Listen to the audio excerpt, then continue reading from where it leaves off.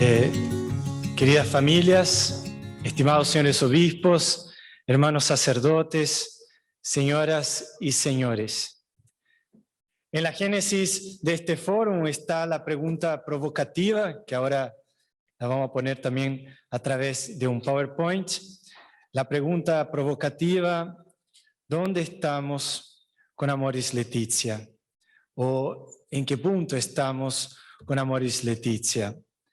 Es un cuestionamiento justo y necesario, útil, al momento de evaluar la recepción eclesial del largo proceso sinodal sobre la familia realizados al inicio del pontificado del Papa Francisco. Hago una breve introducción. Para comenzar, permítanme compartirles un testimonio personal.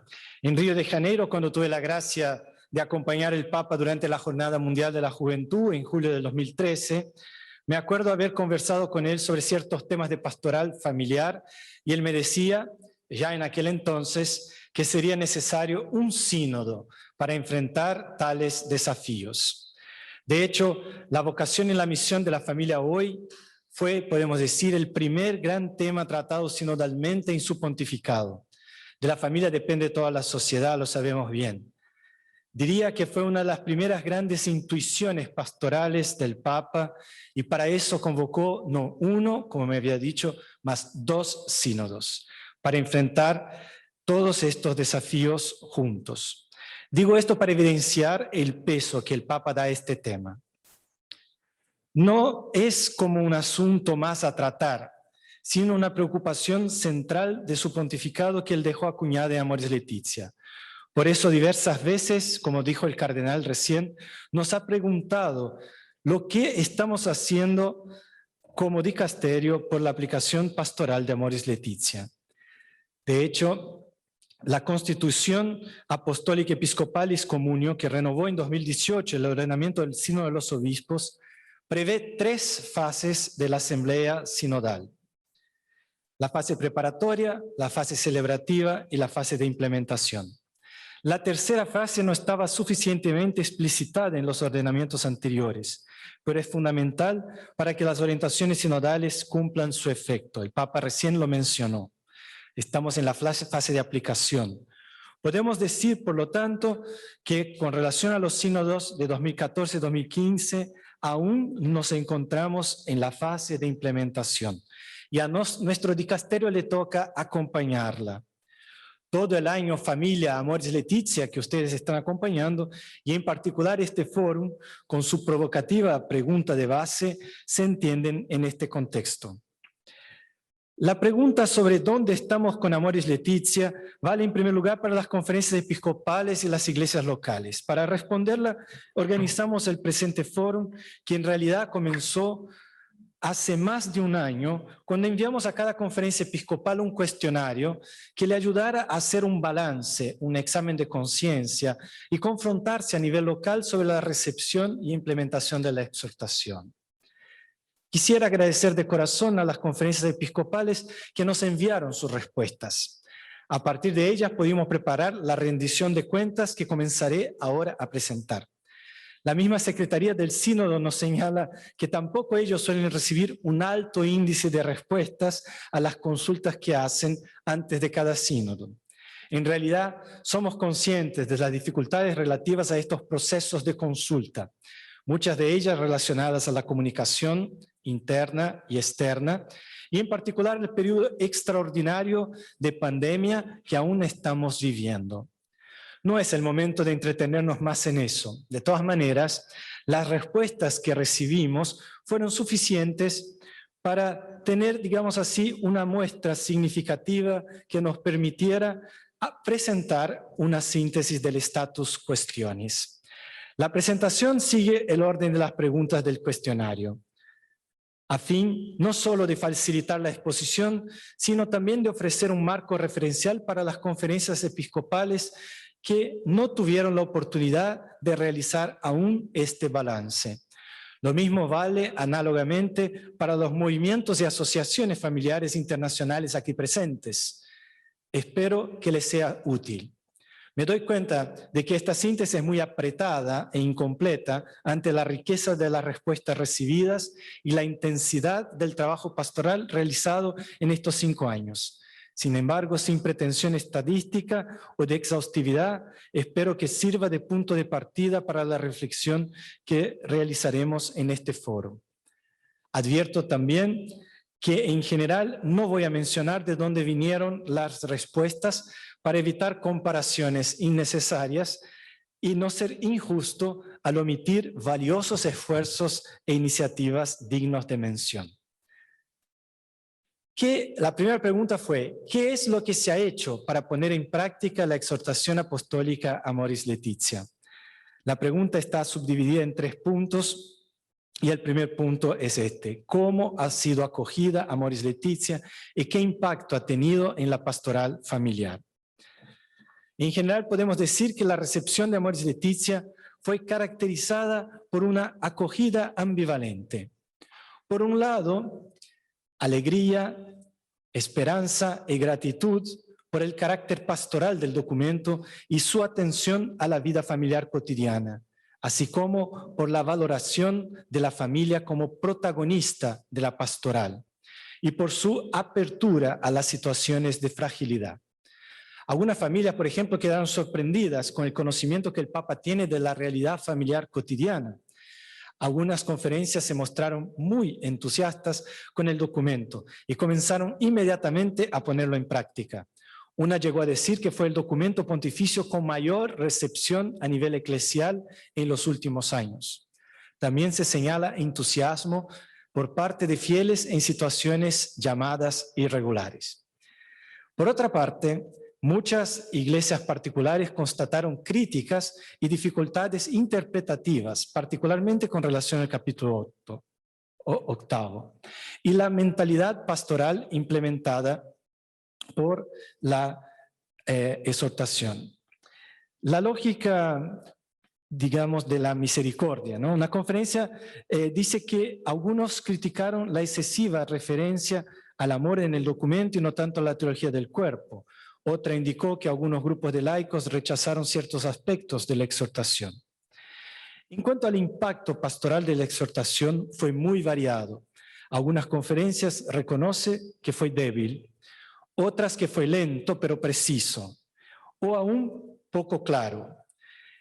En parte por el debate en torno al capítulo 8, pero la mayoría ha comenzado a hacer una progresiva actualización de la pastoral familiar a la luz de Amoris Laetitia, también de los caminos de preparación al matrimonio, la formación de los sacerdotes, de los seminaristas, etcétera. Incluso también en relación a los casos de nulidad, cómo acompañarlos. Por otro lado, se verifica en muchos lugares que tras un entusiasmo inicial, con reuniones, encuentros de formación y publicaciones sobre el tema, ha faltado un estudio sistemático y una revisión más profunda del camino sinodal. Algunos hablan de una recepción más teórica que práctica. En general, se constata aún un gran desconocimiento por parte de las familias, pero cuando ellas conocen la exhortación, se entusiasman. Un impacto significativo ha tenido la ampliación de las categorías a las que se dirige la pastoral familiar. A menudo se indica que se ha decidido dedicar más atención a ciertas realidades que eran consideradas tabú, como las parejas convivientes, las que viven en situaciones de dificultad o fragilidad, aquellas separadas a causa de la migración, las familias de migrantes, los viudos, las personas con atracción al mismo sexo, las parejas separadas, las que viven en segunda unión, los matrimonios concertados o que se celebran entre personas de diferentes religiones, los ancianos, las personas con discapacidad, etc. La segunda pregunta era, la segunda parte de esta primera pregunta, ¿se ha llevado a cabo una revisión de la pastoral familiar a la luz de Amoris Laetitia? En algunas conferencias se prepara o se revisa el Plan Nacional de Pastoral Familiar, o Directorio Nacional para algunos, con directrices y orientaciones para los agentes de pastoral a nivel local. Lo mismo lo hacen muchas diócesis. Una conferencia africana, por ejemplo, ha previsto un periodo de 5 años para la revisión de la pastoral familiar. Otras, por ejemplo, en Latinoamérica hablan de renovación y profundización de toda la pastoral familiar. En algunos lugares, curiosamente, no había nada todavía organizado. A la luz de Amoris Laetitia lo han hecho. En diversas conferencias se está prestando más atención a la preparación al matrimonio sacramental y revisando su metodología a partir de Amoris Laetitia, aunque no siempre de modo formal. En algunos lugares, la exhortación ayudó a revisar incluso los itinerarios catequéticos y de pastoral juvenil, estimulando un trabajo transversal con las distintas pastorales, como la juvenil, la vocacional y la catequética, y con organismos gubernamentales y no gubernamentales. Algunas conferencias profundizaron sobre la exhortación, dedicando a ella parte de su asamblea plenaria en los años siguientes a la publicación. Algunas publicaron cartas pastorales o subsidios sobre la exhortación, o una edición especial de Amoris Laetitia comentada por el Departamento de Familia de la propia conferencia. Otra publicó un documento invitando a la renovación de la pastoral familiar a la luz de la Amoris Laetitia, y otro sobre la preparación al matrimonio. Algunas conferencias, provincias eclesiásticas y diócesis publicaron orientaciones específicamente para la aplicación del capítulo 8. Como se ha mencionado, en algunas conferencias se comenzó a dar más atención a otras categorías familiares como los ancianos, los viudos, las familias monoparentales, familias reconstituidas, familias que viven en la extrema pobreza, familias con cónyuges de 2 tradiciones religiosas distintas, familias con niños discapacitados, familias en duelo, familias de inmigrantes, con enfermos, con ancianos, etc. Una conferencia asiática inició un programa en colaboración con el gobierno para llegar a las familias que viven en áreas rurales. Algunas conferencias acentúan la acogida incondicionada, con un proceso de escucha y acompañamiento a situaciones antes dejadas a un lado. La tercera parte de esta pregunta era: ¿qué nuevas iniciativas pastorales se han implementado? Algunas iglesias particulares han empezado a revisar los así llamados cursos, comillas, de preparación matrimonial para establecer un verdadero proceso catecumenal para la vida matrimonial. La intención es favorecer los enfoques a largo plazo con la formación de grupos de familia que comparten el camino de fe. Una conferencia lanzó una reflexión sobre el catecumenado para el matrimonio, aunque expresó algunas reservas sobre el uso del término, por temor a la confusión con la preparación a la iniciación cristiana. Otra organizó un itinerario vivencial de acompañamiento personalizado para el sacramento del matrimonio. Se indica todavía la publicación de folletos, fichas y subsidios explicativos de la exhortación, especialmente a nivel diocesano, difundidos también con materiales online y sitios web diocesanos.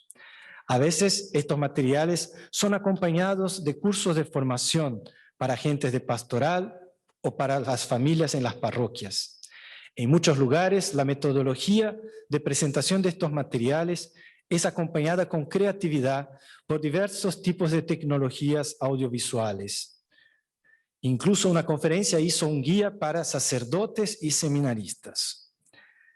Se consolida progresivamente la buena práctica del acompañamiento de los novios, realizado de forma personalizada por los así llamados matrimonios tutores o mentores, o por consultores familiares.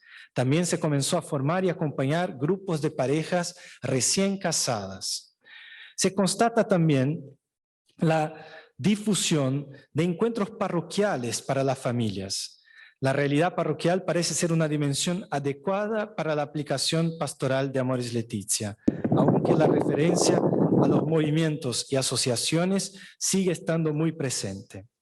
Una conferencia habla de un proyecto que forma parejas misioneras para la animación de la pastoral familiar parroquial. Otra promueve también encuentros de oración ecuménica. Se busca también una metodología activa, flexible, según las características del grupo, en la que el papel protagonista lo lleven los novios.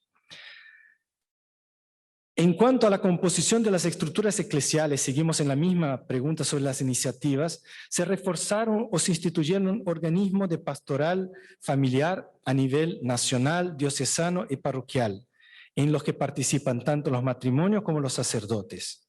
Una conferencia europea relata que instituyó el Departamento para la Familia en 2021. Otra en Asia cuenta que conscientemente ha creado grupos de familias encargadas para la pastoral familiar. Otra la integró con la pastoral de la vida. En algunas diócesis se creó un consejo pastoral para la familia. En otras los laicos trabajan para la pastoral familiar, siendo retribuidos económicamente. También fueron activados servicios para el acompañamiento pastoral de personas separadas y para la introducción de casos de nulidad matrimonial. En algunos países fueron abiertos nuevos tribunales eclesiásticos matrimoniales y sus miembros estudiaron específicamente la exhortación. Una conferencia llegó a crear una pastoral judiciaria. En algunas diócesis comenzaron a dedicarse más a la regularización de los matrimonios. Muchos países pasaron a dar más atención al acompañamiento pastoral de las parejas en crisis, por ejemplo, en algunos países del este. En otros es fuerte la presencia de servicios de orientación familiar que se dedican a la atención pastoral de las familias y siguen el método del acompañar, discernir e integrar. Se mencionan también servicios de acompañamiento y orientación a mujeres que abortaron o a embarazadas en dificultad. Algunas conferencias promueven programas sobre la educación de los hijos y la educación a la afectividad y la sexualidad. Una conferencia africana inició un programa de 5 años de formación en el uso de los métodos naturales de planificación familiar y está formando las familias en la teología del cuerpo. Algunas conferencias comienzan a dar una atención pastoral específica a las personas ancianas. Una promovió un trienio dedicado a la maternidad y a la paternidad y otro a los abuelos, personas ancianas y solidaridad intergeneracional, o sea, 3 años dedicados a ese tema. Y una última, publicó un documento cuando hay personas con discapacidad, el amor en la familia a la luz de Amoris Laetitia. Bueno, muchísimas iniciativas, gracias a Dios. ¿Qué dificultades? En cuanto a las dificultades, se perciben factores externos, como la cultura del consumo en la que están inmersas las familias, la falta de tiempo de las familias y las agentes pastorales para dedicarse a la formación, a la espiritualidad, la inmigración, que muchas veces divide las familias, la resistencia o el poco interés de las propias familias a convertirse en sujetos activos de la pastoral, además del hecho de que muchas familias buscan a la iglesia cuando la crisis ya está avanzada. Se indica también que algunos medios de comunicación polemizaron el debate en relación al capítulo 8, mutilando el documento. Por otro lado, hay factores internos de la iglesia que son dificultades, como por ejemplo que la pastoral familiar no esté formada en muchos lugares, o que muchas comunidades estén envejecidas, o el hecho de que las familias llamadas irregulares siguen siendo miradas con recelo, y es difícil acompañarlas e integrarlas. Algunas comentan de la atención a esta pareja puede ser motivo de escándalo. Otro ejemplo es que en diversos lugares los sacerdotes se implican poco en la pastoral familiar. Otra dificultad ya mencionada es la confusión interpretativa o la resistencia de algunos relativos a algunos temas de la exhortación. Se indica también la falta de conversión personal y pastoral, la resistencia al cambio, la falta de formación y motivación de los agentes de pastoral y la carencia de instrumentos pastorales y recursos financieros. Algunas, por fin, hablan de las dificultades con la traducción a los idiomas nativos. Por ejemplo, una llevó más de 1 año siendo que para traducir, siendo que los debates fueron inmediatos. O en otra, dice, nos limitamos solamente a traducir y después no se hizo mucho. Otras desarrollaron un proceso realmente de reflexión. Otra dificultad fue la falta de fondos, y algunas conferencias lo dicen muy claramente, para publicar y distribuir el texto a los agentes pastorales. ¿Qué les ha hecho falta para aplicar de mejor manera Amoris Laetitia? En general, se indica la necesidad de mayor formación sobre la pastoral familiar para sacerdotes y laicos, especialmente para parejas, acompañantes o mentores. Hace falta también una visión más amplia de la pastoral familiar que integre la pastoral catequética y juvenil en óptica vocacional. También una mayor integración entre las diócesis y los movimientos. Aún falta interés de los sacerdotes en la pastoral familiar, dicen algunos. Se ve necesario actualizar el Directorio Nacional de Pastoral, donde estos ya existen. Se siente también la falta de capacidad eclesial para atraer a los jóvenes. Se habla de la necesidad de una conversión misionera y de la capacidad de hablar un lenguaje más laico. Además, se necesita material de divulgación de calidad y familias preparadas que puedan dar testimonio. Algunas conferencias episcopales aún solicitan aclaraciones interpretativas sobre algunos temas. Se dice que sería oportuno aclarar algunos términos como discernimiento, integración, acompañamiento, ideal, gradualidad, conciencia y misericordia. Una conferencia nota que faltan orientaciones sobre algunas situaciones pastorales no contempladas directamente en Amoris Laetitia, como el matrimonio concertado, el sistema de dote o ciertos aspectos del sistema patriarcal. Otra pide formación relativa a la prevención del suicidio y la dependencia digital. ¿Cómo ha reaccionado la conferencia episcopal a la pandemia en la que estamos viviendo en este momento?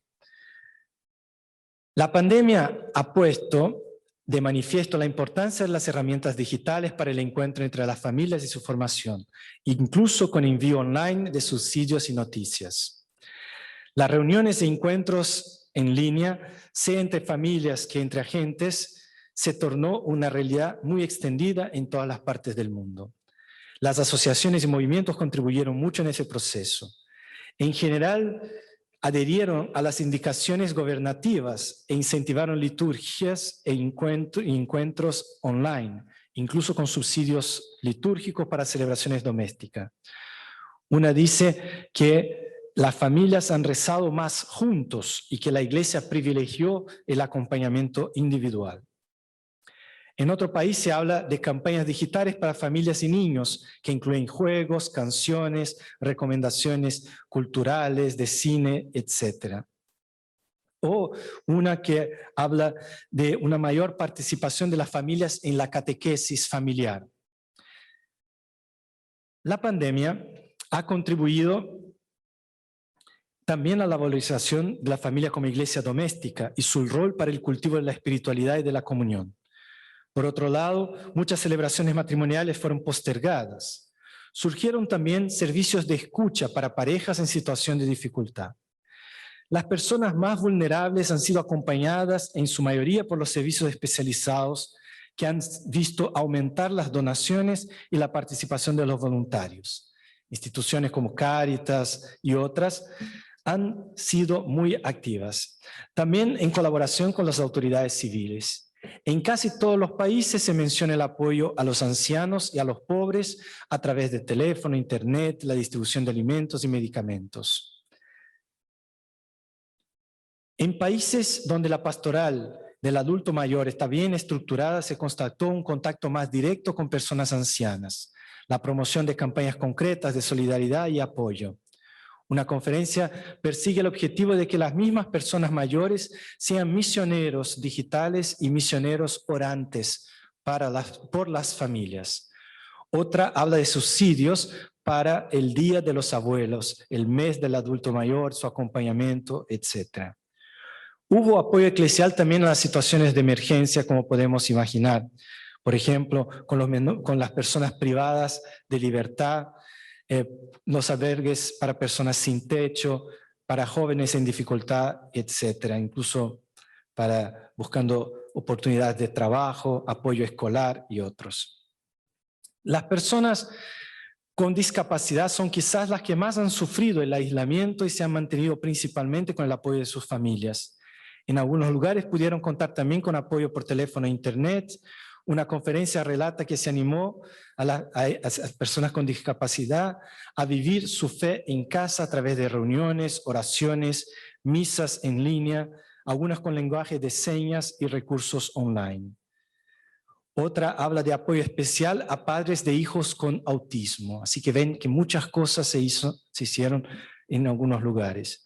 Un papel importante ha sido desempeñado por las escuelas católicas que siguieron prestando sus servicios educativos de forma presencial y a distancia, manteniendo viva la relación con las familias. Una conferencia relata que durante la pandemia se realizaron con éxito reuniones online con padres e hijos sobre educación a la afectividad que tuvieron lugar en el hogar y no en la escuela, en un ambiente de mayor privacidad que facilitó el diálogo. Estamos casi llegando al final. La última pregunta era, ¿hay instrumentos o prácticas de pastoral que fueron experimentadas en estos meses que pueden ser repropuestas o pueden seguir después de la emergencia sanitaria? La pandemia inauguró una forma diferente de trabajar e hizo crecer la creatividad pastoral. Algunos relatan que hubo más participantes en la propuesta por videoconferencia que en las anteriores propuestas presenciales. Algunos se preguntan si los medios online son realmente adecuados para el primer anuncio y la evangelización o si solo se aplican a las familias ya evangelizadas. Son preguntas que debemos responder.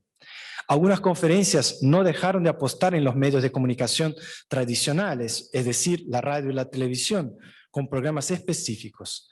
Sin embargo, las conferencias episcopales en general creen que los instrumentos desarrollados, especialmente las herramientas digitales para el encuentro, la formación y el acompañamiento, a veces personalizado de las familias durante los meses de pandemia, resistirán también en el futuro.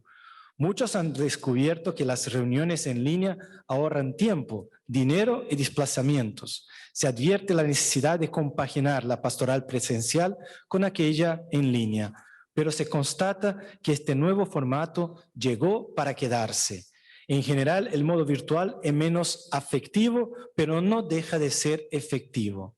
Además, la brecha digital de las personas mayores ha sido reducida en este tiempo de pandemia, pues muchos han aprendido a usar los medios digitales. Muchos ancianos lo usan ahora, cosa que no hacían antes.